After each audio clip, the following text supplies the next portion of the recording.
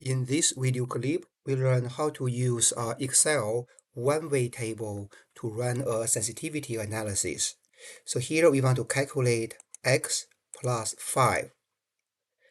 Okay, so we want to see how different x values affect the result. So here we want to consider x 1 through 10.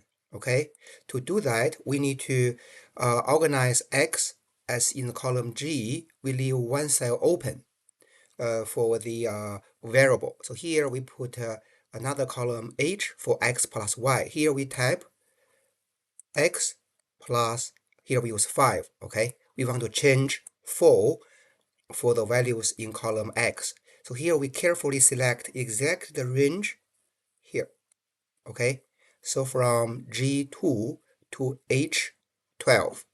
Then here we click data and what if analysis data table. So here we organize the variable x in a column. So here we consider column input cell. This should be careful, this should be the cell here, B1, because B1 is for the variable. And here in cell H2, we are using B1 plus B2. So it will replace B1 with the values in the table here, x1 to 10. We click OK.